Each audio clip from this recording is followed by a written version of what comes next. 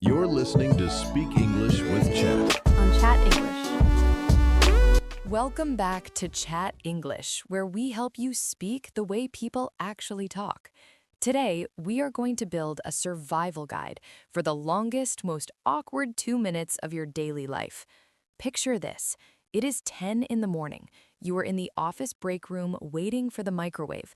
A coworker is standing right next to you. It is completely silent. Your heart beats fast, you worry about your grammar, you worry about being awkward, you desperately want to look at your phone, but you know you have to say something. I know that exact feeling. When I first moved into a shared apartment in London, I had practiced English for years, but the moment I ran into my roommate in the kitchen, my mind went completely blank, and I actually hid in my room to avoid the silence. But you do not have to hide. By the end of this episode, you will have a simple 3-step copy-paste formula to survive these exact moments, sound friendly, and escape politely. That is such a relief because I think every single language learner has experienced this panic. You're standing there watching the timer on the microwave slowly count down from 2 minutes, and it feels like an eternity. It really does. Why do you think that specific situation is so terrifying for us? What makes the break room or the coffee machine so much worse than a normal meeting? I think it comes down to the trapped feeling. In a meeting, you have a clear topic. You know what you're supposed to talk about. You're discussing a project or giving an update. But standing next to the coffee machine, there's no agenda. You're trapped in this tiny space until the coffee is ready, and you feel this heavy pressure to be interesting. Exactly. You feel like you need to entertain them. And when you're speaking a second language, the pressure to be interesting and grammatically perfect at the same time is just too much. So, what do we usually do? We pull out our phones and pretend we are reading a very important email. I'm definitely guilty of the fake email scroll, or pretending to be deeply fascinated by the warning label on the back of the coffee maker. But here's the secret that completely changed my confidence. Small talk in these moments is not about sharing deep information. It's just social glue. Social glue. That is such a perfect phrase. Let's break that down for a moment because it changes the entire goal of the conversation. What do you mean by social glue? Glue is the sticky substance you use to hold two things together. In English culture, small talk is the sticky substance that holds relationships together. It's social glue. When your coworker says hello at the coffee machine, they don't actually want a deep philosophical conversation. They don't need to know your life story. They're just checking to see if you're friendly. They're applying social glue. That removes so much pressure. You do not need to be funny. You do not need to be incredibly interesting. You just need to show that you are a safe, polite, and friendly human being. Exactly. Once you realize that the words don't matter as much as the warm tone of your voice, you can stop panicking about perfect grammar. You suddenly hear native speakers using the exact same 3 or 4 phrases every single day. It's highly repetitive. Which means we can prepare for it. We can build a toolbox. So let's open up that toolbox right now. We are going to teach you our 3-step formula. Step 1 is what we call the environment anchor. Step 2 is the casual pivot. And step 3 is the polite escape. I love the structure. Let's start with step 1, the environment anchor. What is the biggest mistake people make when they try to start a conversation in the break room? The biggest mistake is asking a massive, open-ended question, like, how are you? Or how is your life? If you ask a coworker how they are, they will usually just say, fine, and then the silence comes right back. It doesn't spark a conversation. Instead, you want to use the environment anchor. And an anchor is a heavy object that keeps a boat from floating away. So an environment anchor is a phrase that ties the conversation to exactly what is happening in the room right now. You look at what you both share in that exact second. Yes, if you are both in the kitchen, what are you doing? You're probably getting caffeine. You're making coffee or pouring tea. So instead of saying, how are you, you anchor the conversation to the coffee. Dan, let's do a quick role play. I'm going to walk into the kitchen, you're pouring coffee, and I'll use an environment anchor. Sounds good. I'm pouring my second cup of the day. Wow, is it only Tuesday? I'm just surviving on coffee today. Has it been a long morning for you too? Oh, absolutely. I've been in meetings since 8. I definitely need this espresso. And pause. Notice how easy that felt. I did not ask him about his personal life. I talked about the coffee, which we were both looking at. Let's look at that specific phrase I used. I said, I'm just surviving on coffee today. Dan, why is that such a great phrase for learners to copy? It is perfect because it is slightly humorous but very relatable. To survive on something means that this one thing is keeping you alive. Of course, it is an exaggeration. You're not literally dying. But saying, I am surviving on coffee shows that you are tired, you are working hard, and you need energy. It is an emotional anchor. Everyone in an office environment understands the feeling of being tired and needing caffeine. When you say, I am surviving on coffee, the other person will almost always smile and agree with you. It builds instant connection. And you can hear this phrase everywhere in everyday life. You might hear a student say, I'm surviving on 4 hours of sleep. Or a parent might say, I am surviving on fast food this week because I have no time to cook. It just means this is my fuel right now. Exactly. So that is your first environment anchor. But let's say they're not drinking coffee. Maybe they're just heating up their lunch in the microwave. What is another environment anchor we can use? You can always anchor to the weather. I know talking about the weather is a stereotype, but it works because it is a shared experience. If it's raining heavily outside, you can look out the window and say, did you get caught in the rain this morning? That is a great one. Did you get caught in the rain? It is so much more natural than saying the weather is bad today. Right, because saying the weather is bad is just a statement. It stops the conversation. But asking, did you get caught in the rain, invites them to tell a tiny story. They can say, yes, my umbrella broke, or no, I managed to run to the bus stop in time. So the key to step one, the environment anchor, is to make an observation about the coffee, the weather, or the food and attach a tiny question to it. I'm surviving on coffee. How about you? Did you get caught in the rain today? It breaks the ice without being too personal. Which brings us to a really important point. After you break the ice, you have to keep the momentum going. You've anchored the conversation, but the microwave still has 90 seconds left. What do you do next? That brings us to step two, the casual pivot. A pivot is when you change direction. You have talked about the coffee, and now you need to pivot the conversation to them. You need to ask a question that shows interest but keeps the stakes very low. And this is where a lot of learners freeze. They know they should ask a question about work, but they use textbook English that sounds way too formal. They might say, what do you work on? Or what is your job? Yes, and asking, what do you work on, sounds like a job interview. It feels heavy. If I'm just trying to relax for a minute in the break room, I do not want to give a presentation about my job title and responsibilities. Exactly. So we need to shift the grammar slightly to make it feel temporary and light. Instead of using the simple present, we use the present continuous. We use the ing form. This is such a powerful trick. Instead of asking, what do you work on, you ask, are you working on anything fun this week? Or what are you working on today? Let's highlight the difference there because the psychology is huge. When you say, what are you working on today? The word today makes the question temporary. It tells the other person, I don't want a long explanation of your career. I just want to know what's happening right now. It's a low pressure question. They can give a one sentence answer. They can say, I'm just catching up on emails, or I'm preparing for a presentation this afternoon. It's easy for them to answer. Let's role play this. We are standing by the microwave. We've already talked about the coffee. Now do the casual pivot. So, are you working on anything crazy this week, or is it a quiet week for you? Honestly, it's been pretty crazy. We're trying to launch the new software update by Friday, so everyone is running around. Wow, good luck with that. I hope it goes smoothly. And pause. That was a perfect casual pivot. Notice the specific phrase Alice used.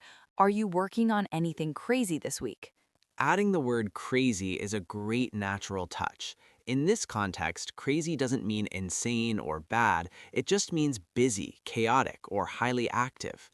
Right. In an office setting, people love to talk about how busy they are. When you ask if they are working on anything crazy, you're giving them permission to complain just a little bit or to brag about how important their project is. It's great social glue. And notice the second part of my question. I gave you an easy way out. I said, are you working on anything crazy or is it a quiet week for you? I love that technique. You provided two options. You gave me the option to talk about a big project, but if I was just doing boring paperwork, I could take the second option and say, no, it's just a quiet week. Providing options makes the other person feel incredibly comfortable.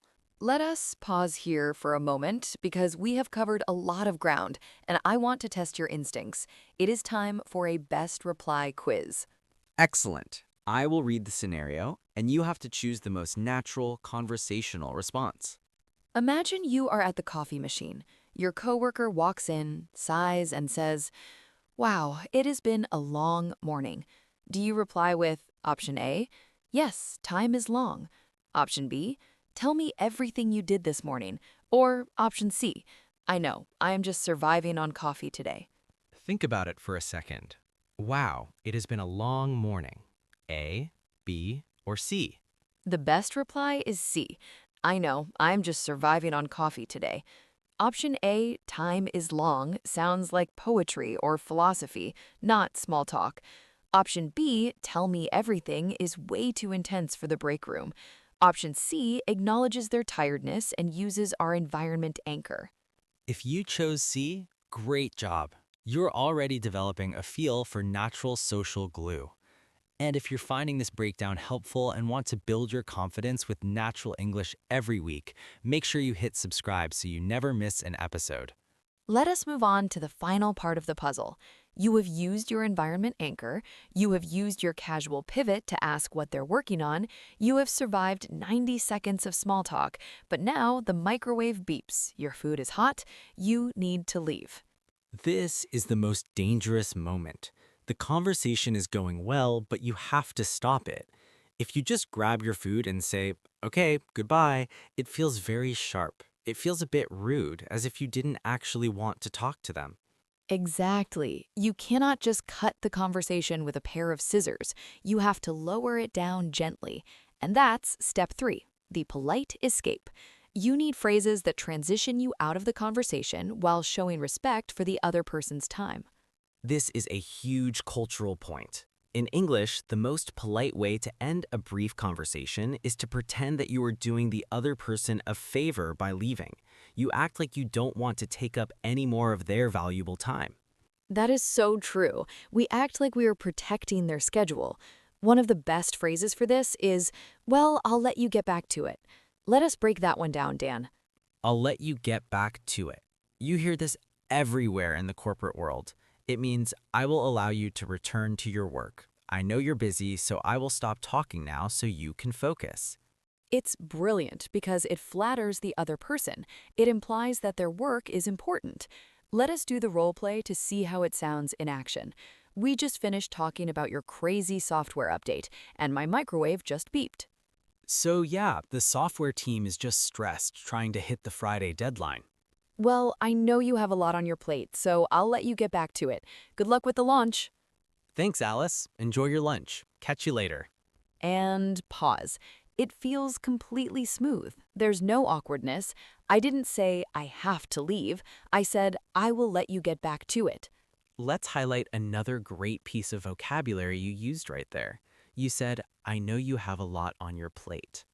Having a lot on your plate is a classic English idiom. Imagine a dinner plate stacked high with food. If you have a lot on your plate, you have a lot of tasks, responsibilities, or problems to deal with right now. It's such a visual and empathetic phrase. When you tell a coworker, I know you have a lot on your plate, you are validating their hard work. You're saying, I see that you are busy and I respect that. It's the ultimate social glue. So you can combine those two phrases for the perfect polite escape. Well, I know you have a lot on your plate, so I'll let you get back to it. It works every single time. But what if they're not talking about work? What if your casual pivot was about the weekend? You can't say, I will let you get back to it if they're talking about relaxing. That's a great point. If the conversation was not about work, you can use the phrase wrapping up. To wrap up means to finish something. So you can say, well, I need to wrap up a few emails before my next meeting. Wrapping up is a fantastic phrasal verb. Think of wrapping a present. You're putting the final touches on it and closing it. When you say, I need to wrap up a few emails, it sounds much more professional and natural than saying, I need to finish my emails. It softens the exit. You look at your phone or you grab your coffee and you smile and say, well, I should probably go wrap up a few things. Have a good one. Let us highlight that final sign off. Have a good one. You did not say goodbye or have a good day. You said have a good one. This is frequency coaching right here. You will hear this phrase dozens of times a day in North America and the UK. Have a good one is the ultimate casual goodbye. The word one just replaces the word day or morning or afternoon. It means whatever part of the day is left, I hope it is good.